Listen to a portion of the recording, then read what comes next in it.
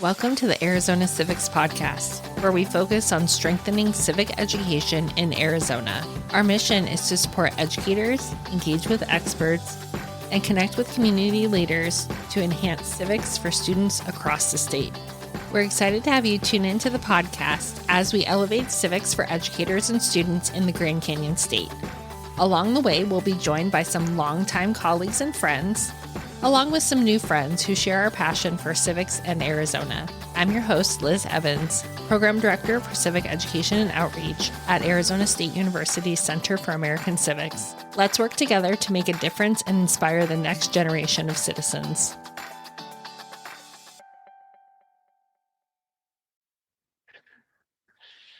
All right, welcome everyone. I am very excited to have our visiting professor, Dr. BJ Dobsky, with us. And we're going to talk about Mark Twain. And a little backstory, I attended a faculty meeting. I kind of talked about the podcast we were doing, and BJ and I met.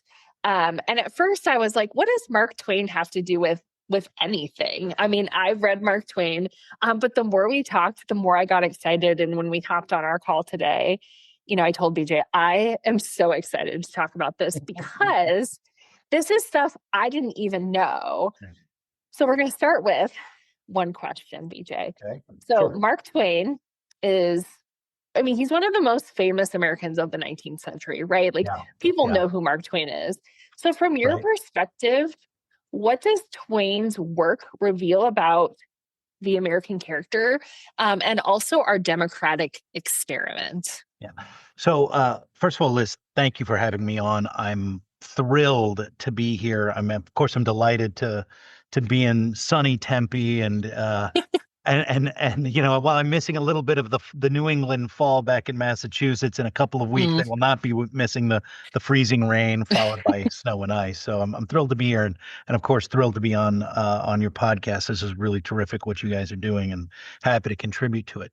I guess the first thing I really want to say in response to this is I'm delighted that you make this distinction between Mark Twain and Mark Twain's work, because there are a lot of people say, well, what does Twain the man have to say? And the life of Samuel Clemens, right? So we all know that Mark Twain is the pseudonym, the pen name for Samuel L. Clemens. This is someone who deliberately, okay, I can't stress that enough, cultivated many different conflicting views of himself and of his work. So that if you try and unpack what Clemens the man thought about something, aside from just the kind of natural evolution that happens in a person's thinking or over the course of a person's life, there's the fact that he went out of his way to contradict himself, to hide things, to refuse to comment on a number of things. This is true of his personal correspondence. It's true of what you might find in his marginalia. It's, his life is, what so many, this guy, Ron Chernow, has his book on biography on Mark Twain out now. And he by the way, self-promoting plug here. I have a review of that book coming out tonight with the Public Discourse. And if you believe someone like Chernow, this is someone's life who is just filled with contradictions.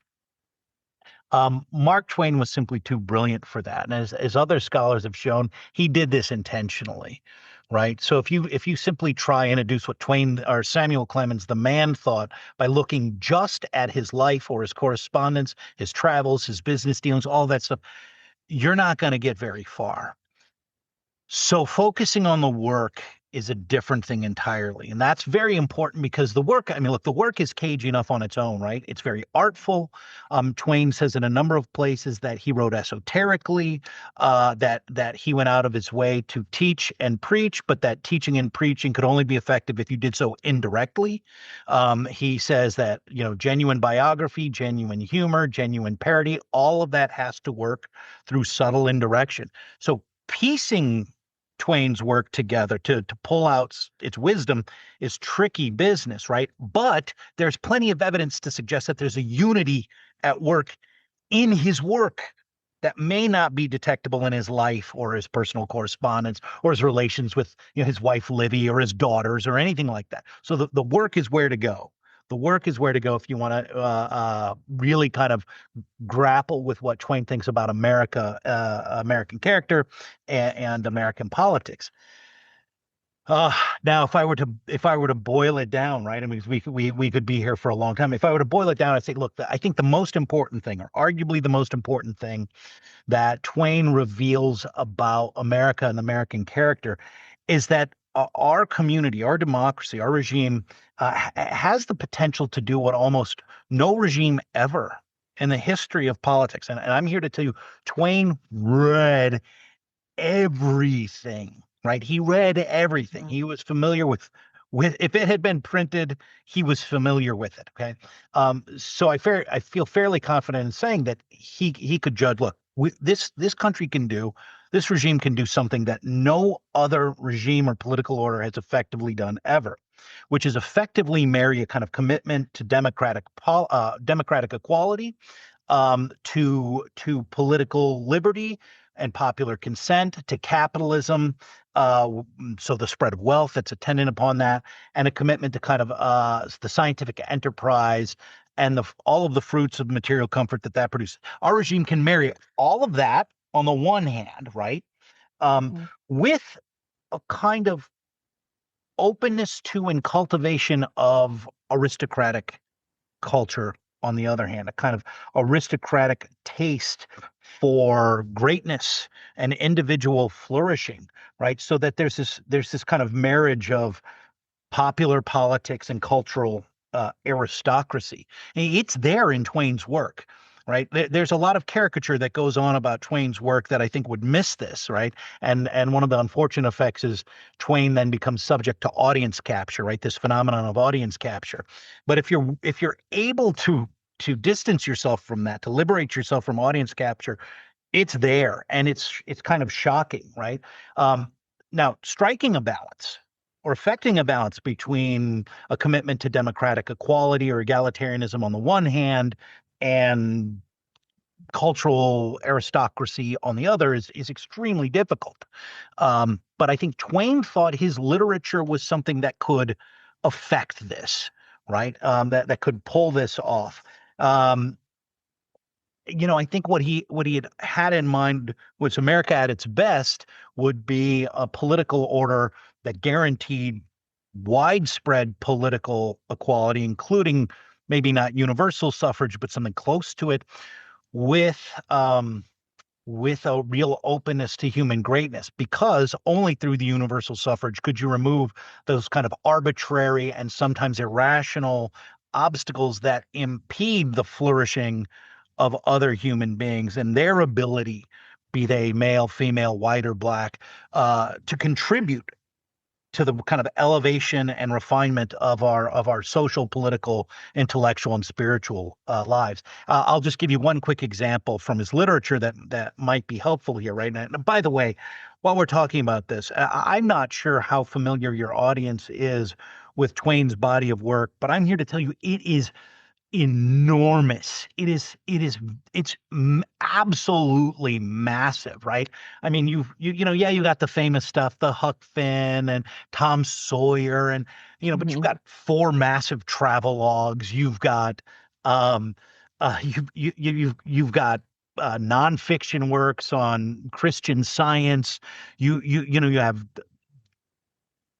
a ton of short stories. You have tens of thousands of letters. You've got thousands of speeches that the man delivered. At the end of his life, he has all of this unpublished work, massive book length pieces that have not been published. A piece of 3,000 Years Among the Microbes. That what? I mean, and really interesting stuff. Adam and Eve's Diary, and so on and so. This is just it's amazing. I mean, the range of this man, right? He defies the simple kind of classification as a social satirist or a humorist, right? I mean, he's got this he's got this dialogue. It's almost like a Platonic dialogue called "What is Man?" On material determinism. It's simply amazing. But anyway, to go back to the point at hand, right? Is this book that many in your audience may know of called King Arthur's Connecticut Yankee and King Arthur's Court, and this I think, when read properly, right? When you refuse to simply identify Twain with the lead character, And he goes out of his way, I think, if you're, again, paying attention, not to identify himself with the lead character, with the Connecticut Yankee. You'll see that you have two different kinds of souls at work in the story. You have the character and the soul, the political character of the Yankee, who embodies our commitment to kind of democratic equality, to the advancement of science and learning, to the rule of secular materialism, the spread of material prosperity, and so on. But all of that, and Twain shows this in this book, all of that, which we identify as kind of quintessentially American, comes at the expense of human happiness in many ways, comes at the expense of individual flourishing, comes at the expense of our spiritual lives, comes at the expense of any kind of development of our moral and spiritual deepening, a failure to appreciate poetry, artistry, right? Love, friendship, right? His lead character is a remarkably friendless man who has no real attachments to others.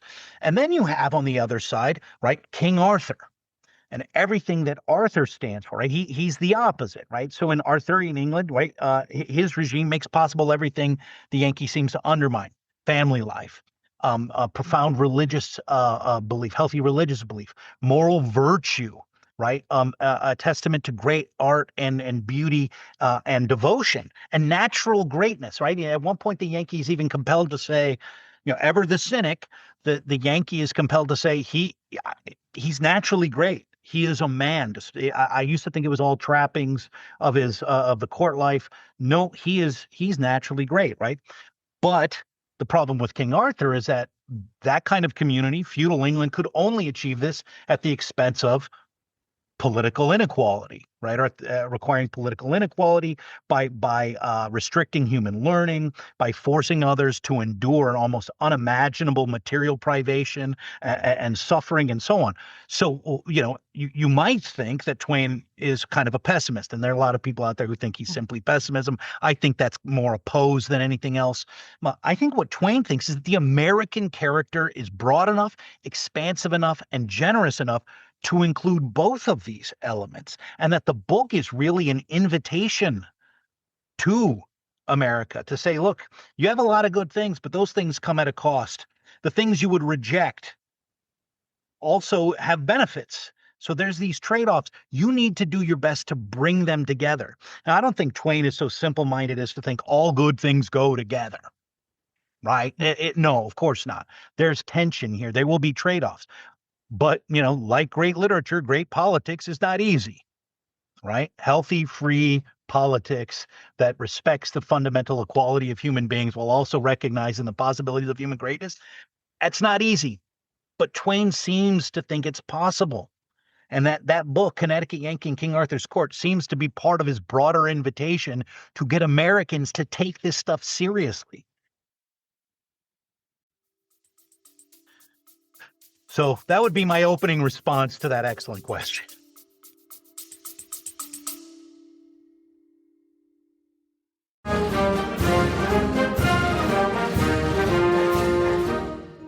Think civics is boring? Think again. Civics in a Year is the podcast that answers 250 questions about how American government actually works. No textbook required. Each episode is about 10 minutes. Fast, smart, surprisingly fun. Perfect for your commute, your coffee break, or when you're avoiding emails. Search Civics in a Year wherever you get your podcast, or head to civicsinAyear.buzzsprout.com. Go ahead, get smarter in 10 minutes.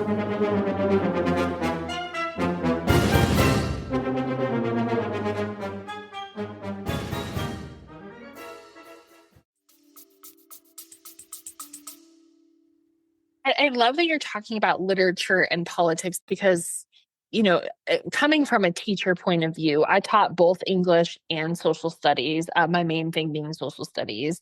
And I wish that more people understood the marrying together that literature and politics can have. So my next question is kind of, on that political wisdom in literature. So you've written on thinkers from, and I can never say this right. Is it Thucydides? Thucydides. Yeah. Thank you. So you've written on him, Shakespeare, and Twain. So what does literature uniquely offer us in terms of understanding political wisdom that maybe like political science alone can't.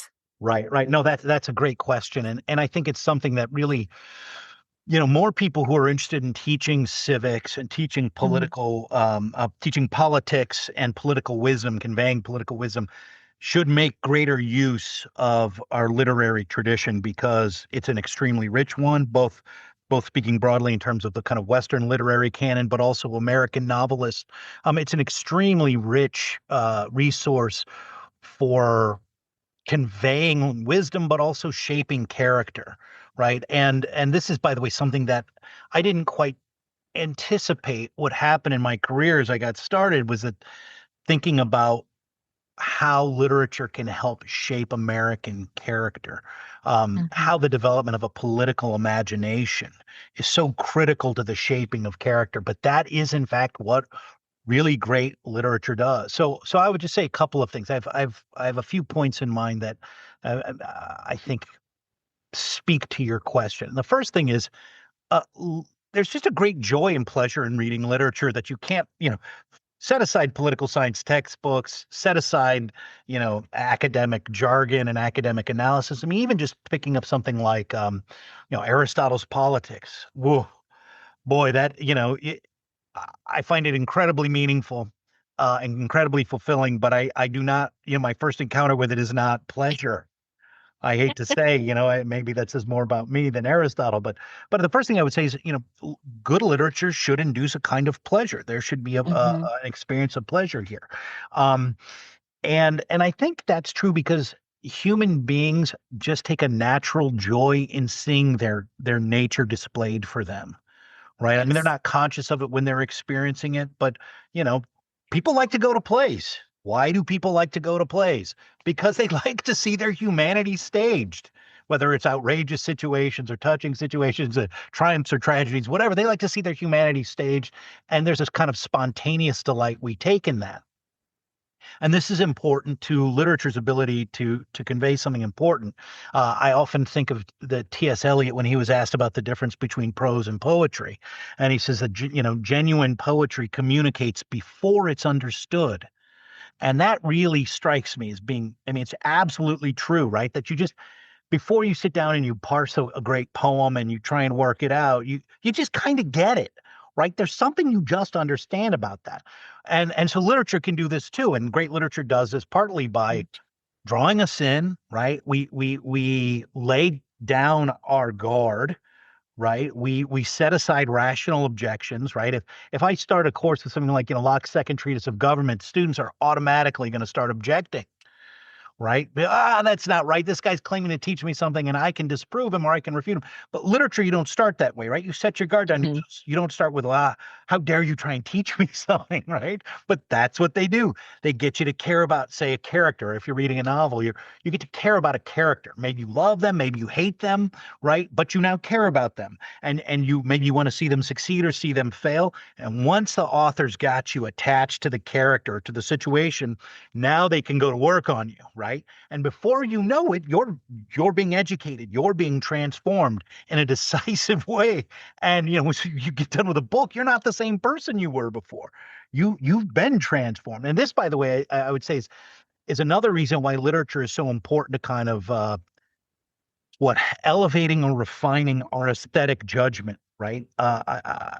You want to improve students' taste in the beautiful. Don't give them a discourse on beauty or a treatise on beauty. Show them something beautiful. And so literature is very important. So that's the first thing I would say. I'd focus on the pleasant aspect of literature. But related to that, right, is that literature gives you models of excellence, Mhm. models of villainy, that we may not have readily available in our everyday life. At least in many cases, I'm glad we don't, since some of them can be so bad. But they give us examples of people we can emulate or cautionary tales to avoid. So when we think about something like when I'm trying to teach statesmanship or great leadership, and what does it look like? If I'm thinking about Thucydides, right? Well, here's a picture of Themistocles, or here is a portrait, right? A dramatic presentation of Pericles. Do we want our leaders to be like them? Is that great statesmanship? Or someone like Alcibiades or Cleon, right? We could think of that. Or if we're thinking about Shakespeare, we say, should we model our politics on a Henry V or a Prospero or a Theseus? Or, what about Coriolanus, the Roman Coriolanus, or Othello, or Richard III, right? So, egads, Richard III. No, we don't want that, right? So they give us these wonderful models that we're not likely to have in our ordinary experience. But maybe I could give you an even different example. So I back at Assumption University, my home institution, I teach this course called Political Mass Murder.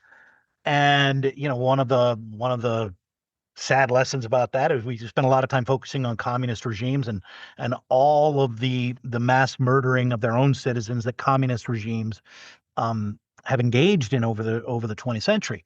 Now, if I wanted to teach students the true horrors of communism and the crimes of communism, I could say, on the one hand, take them through Das Kapital or the Communist Manifesto and go through it line by line by line, or I could have them read selections from Alexander Solzhenitsyn's The Gulag Archipelago, which is his firsthand account of his own experience in the Gulag.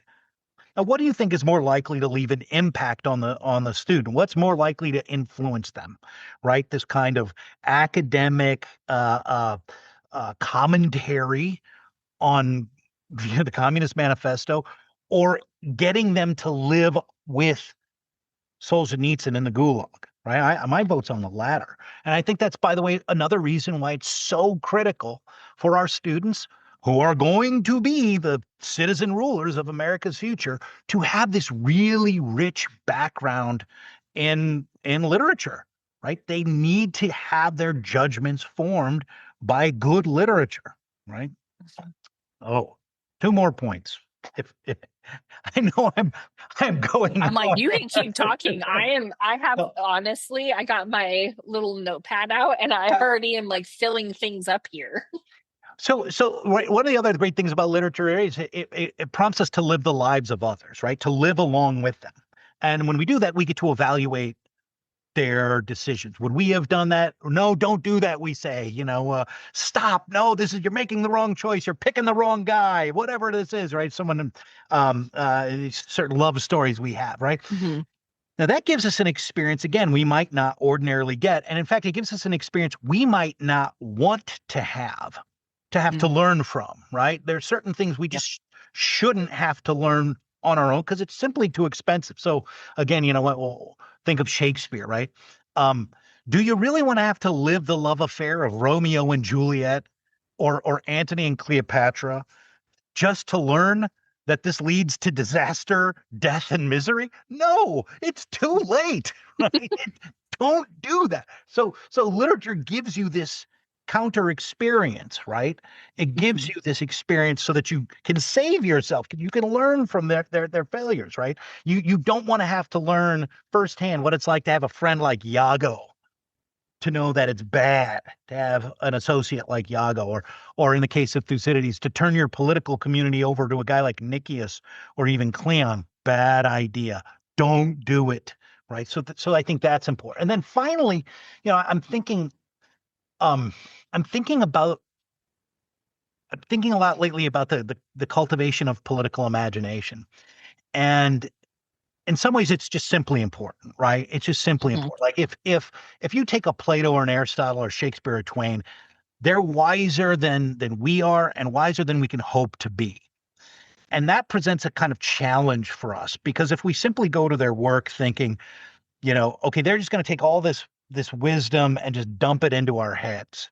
It doesn't work like that, right? It's not knowledge in that way. It's not content in that way. You can't just dump it into someone's head or transfer it through writing this down and have this people read. You have to bridge that really almost seemingly unbridgeable gap between those who are truly wise and those of us who yearn for wisdom. You have to have this intermediary, and that's imagination. I mean, imagination really helps bridge that gulf. That's huge. So fortunately, we can benefit from their wisdom without having to be as wise as they are, which will never happen. That's really important for us in America, right? Why?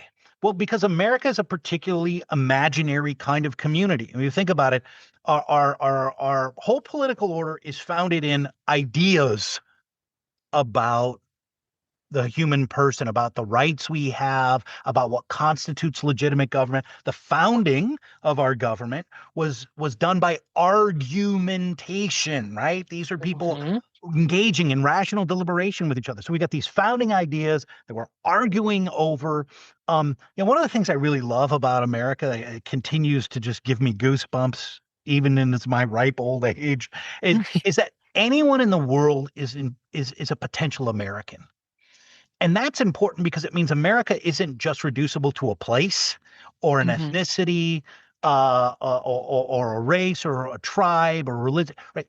It, it is very much a conceptual thing that one can enter into rationally. It has to enter into rationally, right?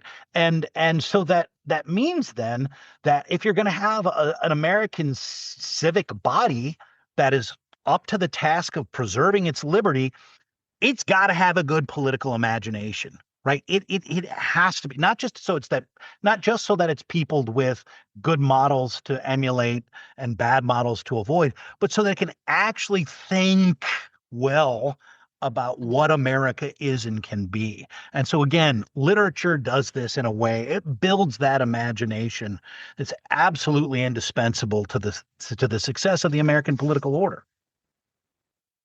I love that. So, if we're looking at civic education through kind of this lens, how could Twain's or how might teachers use Twain's humor and satire in their classrooms to teach students about democracy, equality, and citizenship in ways that resonate with them? Because I appreciate that you said you can't just be like, here's Play Doh, dump it into your head, and now you know it, right? Right. Because I am an avid reader. I actually have, I'm reading Great. Brave New World with Yeah, my good stuff. CEL 100 class. We've done Rousseau, we've done Locke, we've done Plato, but I wanted to bring in some, fiction for them because it does brighten up your world. So, how can we use this in classrooms, especially Yeah. the humor and satire? Because I think that that is a key for students. Yeah. So the first thing you got to do is actually assign the Twain, right? I mean that's really important. Yeah. In my lifetime, right, when I was growing up, you could reliably count on young people having read some Twain, whether it was the celebrated Jumping Frog of Calaveras County or Tom Sawyer or Huck Finn. By the time young people had graduated from high school, they had encountered some amount of Twain. So first thing you got to do is assign it. Start with that. You can't do that enough. And there's a lot of stuff out there that is assignable. Not everything deals with race, right? Not everything is 2,000 pages long, right? I mean, there are a lot of short stories out there that you can assign. So assign it. So that's the first thing. Second thing is you got to teach students how to read well, right? Which means tending to his literary artistry, which there's a lot of work there. But it also, I mean, I think this is really quite important, is teaching them how to read literary humor, right? This is really important. I think it's important not only intellectually, but it's morally important. All right, it's really important for the kind of cultivation of our civic character. I'll give you an example, right? So I think Twain's comedy is terrific because we one of the things you can say about comedy in general is that it Mhm. it, it tends to bring the high down to the low. You think of the Monopoly guy, Mr. Monopoly with his monocle, right? Monopoly guy slipping on a banana peel, right? And we all laugh at that and we go, okay, well that rich so and so is just like us. See, he thought he was so Mhm. good, right? But now he's just like us. He too can slip on a banana peel. And that's something that all comedy does. But Twain's comedy, and I think the best kind of comedy, doesn't, I mean, it punctures pretentiousness, yeah, but it punctures a kind of false pretentiousness. It exposes false pretentiousness for what it is while preserving a respect for kind of genuine greatness. So it's not simply critical or simply destructive. It's not mockery for the sake of mockery. It's not derision for the sake of derision, which is what I think we see all too often in kind of contemporary humor. Let's just mock the living daylights out of things. So one of the things I think Twain's comedy teaches us, and that students would benefit from learning, is it teaches you to be critical without becoming cynical. And I think that's really important. You can be a critic without becoming a cynic. And so his critical comedy preserves this respect for something high, for something noble, for something elevated. Um, Twain's comedy always involves something absurd. Now, absurdity again might lead us to think, well, it's a negative thing. It's a destructive thing. It's a thing that allows us to reject the thing which is being exposed as absurd. But that's not what I think is true about Twain, right? I think one of the things he does is, he gives us an experience with the absurd that doesn't make us jaded or cynical, but moderate. Because when we've had an absurd situation exposed to us, we cease to make the same demands that we did before, that maybe human life must always be super dignified, or human life must always be hyper rational, or that we must always be right in all things at all the time. And this again is, I think, critical, the really divided time we live in, right? An inability to kind of recognize the common fate we're all allotted, that we all have to participate in a kind of, again, maybe absurd is too strong of a word here, but I'll give you an example from what's considered to be the great American novel, Huck Finn. Although from Twain's perspective, his greatest novel, his best novel is the last complete one he wrote, which almost no one reads, Personal Recollections of Joan of Arc. Right, there's another example. I'm not sure how familiar people are with the fact that Twain's longest complete and last work was dedicated to this French Catholic saint. But Huck Finn, right?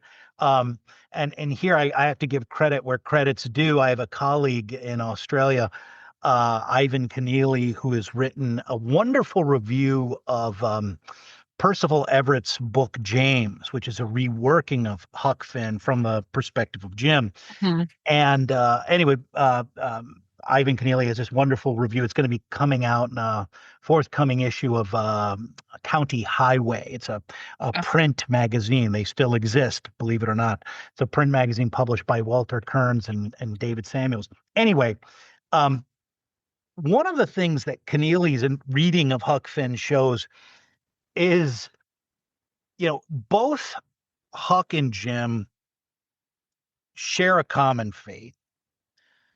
And part of that common fate is that their conscience has been shaped by the world they live in, which is a slaving world, right? So their conscience has been shaped by the political community of the slave-owning South in America. And so, Twain would not deny, hey, look, we are free agents, but we are also shaped in really important ways by our environment in some respects. And if that were true, simply Huck and Jim should loathe each other. They should really hate each other.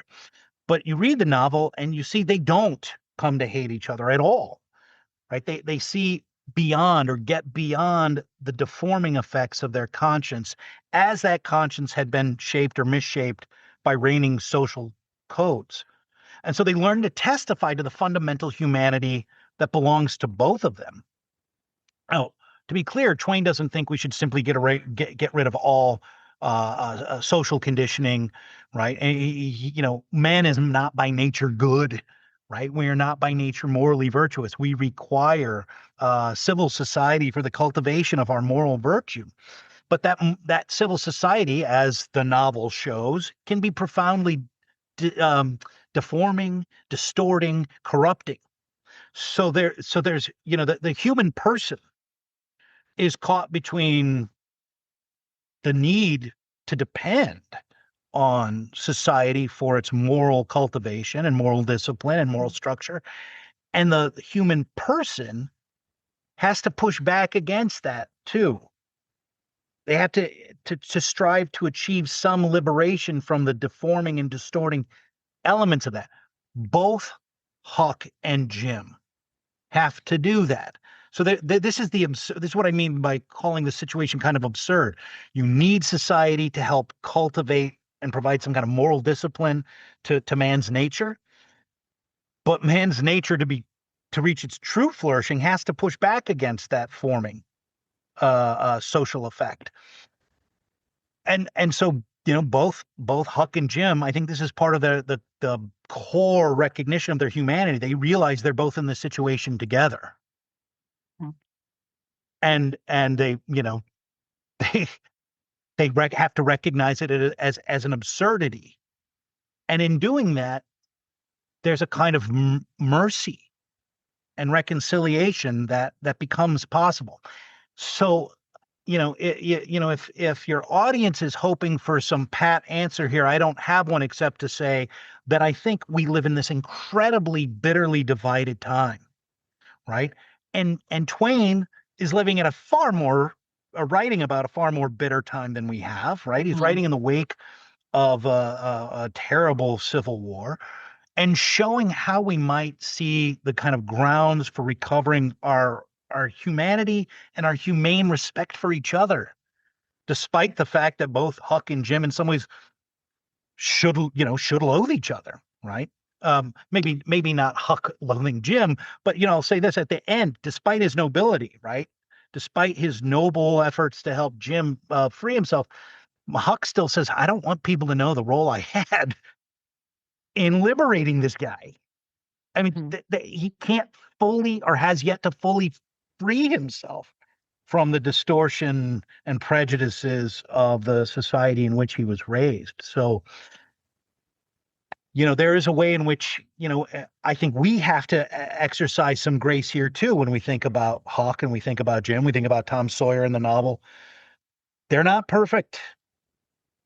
But if Twain is doing his job and effectively draws us into their lives and puts us in that situation, I think we're going to be hard pressed to go, oh, I would have done something totally different. I would have stood up and done the right thing. I think it would force us to recognize these are extremely difficult choices to be made. They're choices we all face together, and we do not always choose correctly. And so there's a kind of grace that we need to extend each other as a result of that. Now, if conveying that lesson to fifth graders or eighth graders or high schoolers, it's tough for adults, right? But when you see that, when you have as a base of your education these kind of moral exemplars, that's really important. That's really important because it allows you in time to develop that capacity for grace and reconciliation and forgiveness without sacrificing judgment either. Right? I mean, that's the other crucial thing. We don't leave something like Huck Finn suspending all judgment and going, well, who's to say? We go, woof, boy, that was tough. That was tough. We can understand why they did what they did or why they didn't do what they didn't do and still go, they chose well here and badly there, even though I'm not sure I would have done much different given the background they had. Well, and I think with students, especially when you're talking about like the upper elementary, middle school, even high school, having literary characters to utilize as models, like students are more empathetic to them. They do give more grace than they would somebody who is a real life person. And it's because they can distance them, like they create that person in their head. Right. And I know, I mean, I love to read, and I love to read because I can create the movie in my head. Right. And that is, I think, for students important too. And it allows them the empathy and allows them to have these models without it being somebody who is, somebody they see on TikTok or whatever else. Right. I mean, I was excited about this podcast for many reasons, but I love talking about literature because when I was in the classroom, I used children's literature. I mean, I think that especially in civic classrooms, literature is wildly underused. So I have James on my reading list, and now it's going to get bumped up, and probably as soon as I can get to Changing Hands bookstores, I'm going to grab it. But I love that there's so much complexity in the characters, Yeah. but it also allows us to create empathy and grace and models for, what we'd like to see. So as we're approaching America 250, the Mm. anniversary of America's founding, why do you think that Twain's reflections on politics, human nature, and democracy are particularly relevant? Right. So the long answer, which I can't give here, would require us to say something about like what is America to Twain, right? What is America to Yeah. and we just can't do that here. The short answer would be something like, well, Twain's relevant because he teaches us who we are and who we can and should be. Mm, That may be too brief, so let's unpack this, right? So 250th birthday is a big one. And birthdays have this tendency to invite us to look back and say, well, how far have I come, or how far haven't I come? Is my life kind of what I wanted it to be? Have I done the things I wanted to do? Have I, do I have a lot of regrets? These are occasions for looking back. So, America at the 250th is, same thing. Um, have we strayed from our founding vision? If we've strayed, can we course correct? Should we course correct, right? How do we feel about the founding vision? Um, I think Twain is helpful with this partly because Twain's story, the story of Samuel Clemens, and Twain's stories, the stories he writes, are the story of America, right? They tell the story of America. His life and his stories tell our story. So Twain is born in 1835, right? So America's just over 50 years old, but his professional writing career, his national claim to fame doesn't come until 1865, right after in the months after the war has ended. The North and South are trying to figure out how we're going to reunify this thing and make this thing work if it's going to work at all. Right at that time, Twain publishes his first big short story, which is the celebrated Jumping Frog of Calaveras County. I read that first piece as kind of Twain's opening bid to be kind of America's poet legislator. He's going to provide the literary rhetoric to bring our country back together. And I think his career substantiates that effort, that he continues to engage in that effort for, whatever it is, the next 65 years or 75 years, right? I mean, this is what he's trying to do. And so we have this guy who is born to not terribly distinctive or distinguished family. He's unlettered, doesn't have a lot of money, right? And he rags to riches kind of thing, right? We've got this guy who is what the creator of our democratic vernacular. He is the defender of the common man, and yet goes on to dine with royalty and befriends presidents and is, worshipped by generations of readers. And he's got philosophers are dying to meet him and chasing him around.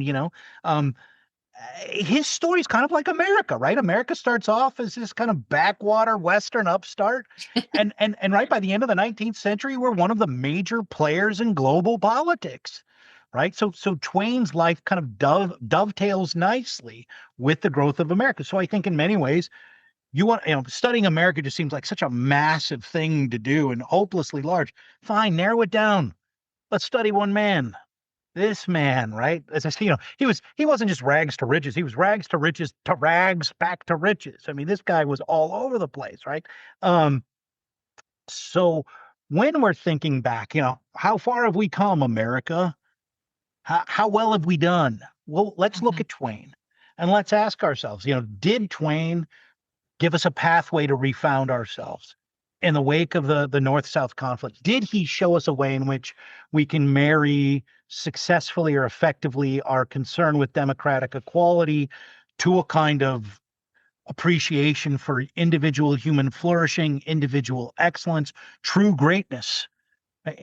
Did he provide us that path forward? So I mean, look, I'm a professor of politics. I think about America's 250th, and I get very excited as a citizen, but as a professor, I'm like, oh, this is overwhelming. How do we break this down? And I think again, Twain's career and Twain's story really provides a useful way for thinking about that. Right? Again, he's getting started at a time when it didn't look like it was going so well. Right? There's real questions. Is this we just came out of a nasty civil war. There's no guarantee we're not going to have another one, and that's going to be the end of it. His literature provides a path forward. We can think about how well do we follow that path forward? Should we follow that path forward? And I will just say this: if what I'm recommending here is America on our 250th birthday should reread Mark Twain, or should read Mark Twain perhaps for the first time, then I can't think of a better birthday present than that. Go read this great literature, right? What a gift. So, if he was alive today, Mark Twain, Yeah. what civic lesson do you think he would want Americans to take to heart? Two big ones, right? Two big ones that come to mind for me. Kind of patriotism or patriotic rededication to our country and what it promises to be, and moderation. Mhm. I said, birthdays are occasion for looking back, but they can also be an occasion for looking forward. Okay, this is how much time I had. How much time do I have left? What am I going to do with my future in the time that remains to me? And so I think Twain would, think hard, America, about what you want this to become, because there's so much promise here. There's so much potential here. I mentioned earlier that Twain has kind of read everything.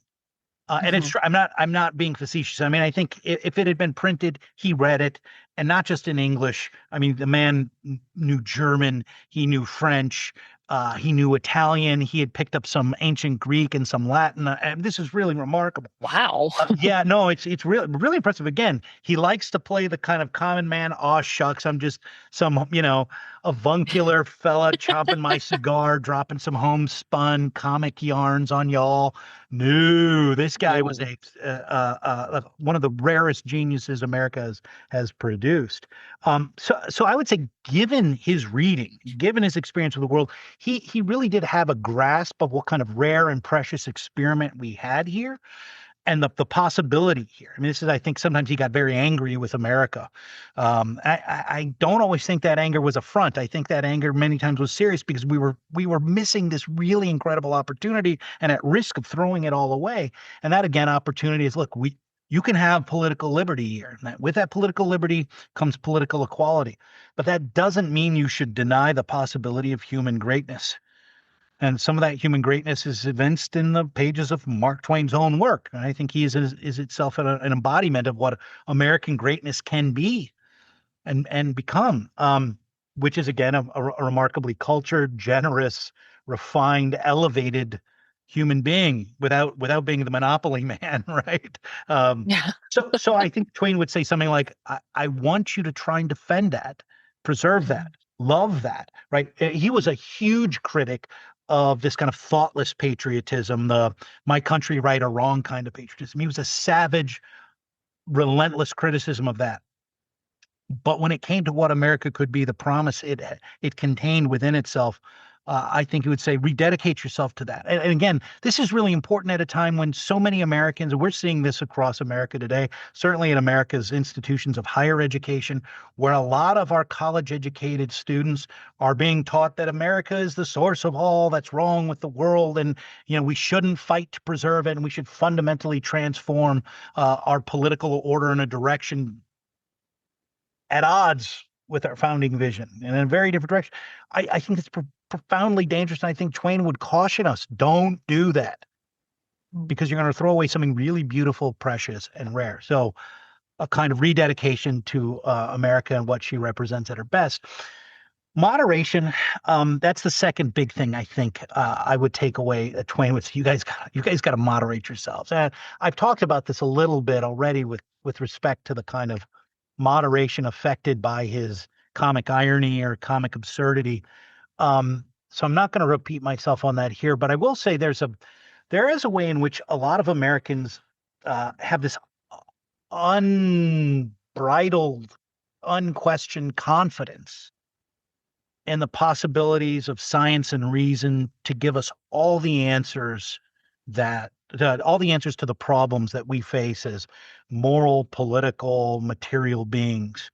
And I think Twain would say, that is an extraordinarily dangerous thing, to have that kind of confidence in the power of science and modern scientific reason.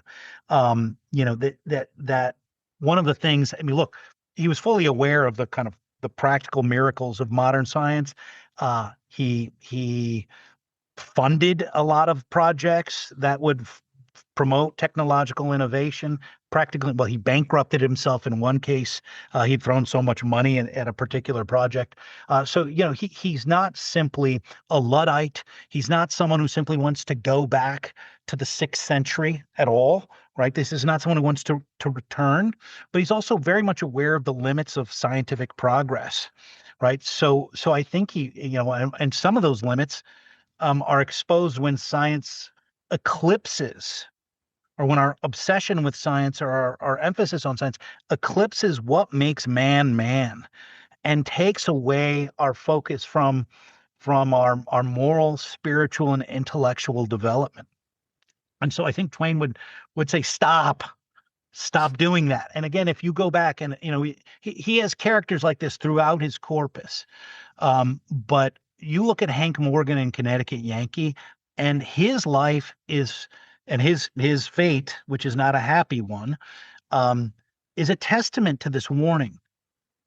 This character has unquestioned confidence in the goodness of science to answer all of the problems facing human beings. And it ends up destroying his family. It ends up destroying all of his friends, and it ends up destroying himself and makes him miserable, because it takes away its focus from man's moral, spiritual, and intellectual development, his civic development. Those are elements critical to his civic development.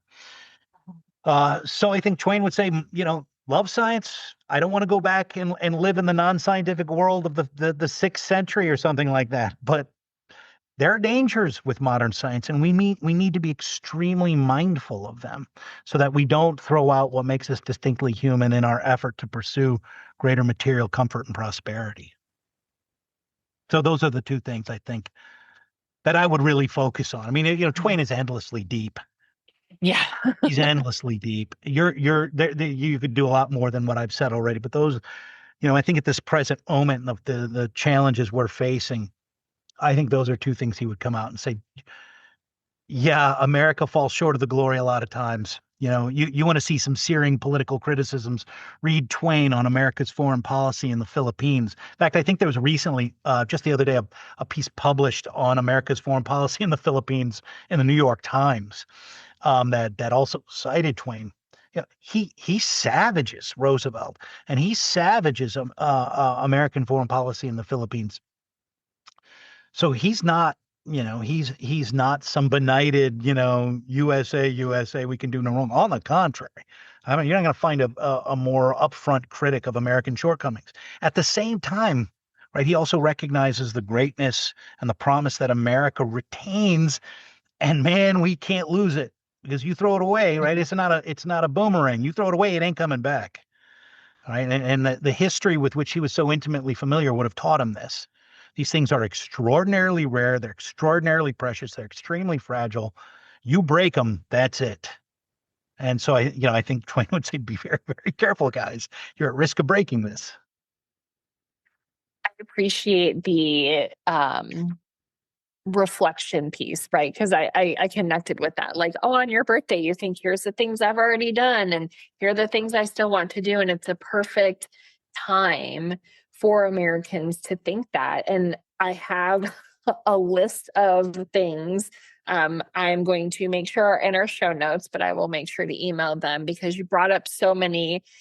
There's just so much here. And I'm so grateful that you brought this to us, and you brought this expertise and this, love of literature, and tying this all into America 250. BJ, genuinely has just been, again, we are at a place that, there's a lot of political thought, and I appreciate all of the faculty I get to work with, but I've yet to connect with somebody on literature. So thank Well, you glad I could help. so much for this. This is amazing. And listeners, I will be putting a ton of links into the show notes to make sure that everything that we've talked about is available, as well as Dr. Dobsky's books. Oh, wonderful. There's Thank 3 of them. So I definitely want to make sure if you want to read that, anything else. But again, BJ, thank you so much for this. Hey, listen, Liz, it was absolutely Yes. my pleasure. I absolutely had a blast. I hope my enjoyment came through. I love talking about this stuff. So. It did. I have 3 pages of notes now. Good. Thank you. Thanks for tuning in to the Arizona Civics podcast. We're so glad you joined us. Before you go, don't forget to follow us on social media to stay connected and get updates on upcoming episodes, resources, and more. You can find us on all social media platforms at ASU Civics. And make sure to sign up for our newsletter for exclusive content, event announcements, and tools to help bring civics to life in your classroom and community. Visit civics.asu.edu to subscribe. Until next time, let's keep working together to inspire educators, students, and communities to make a difference. See you soon.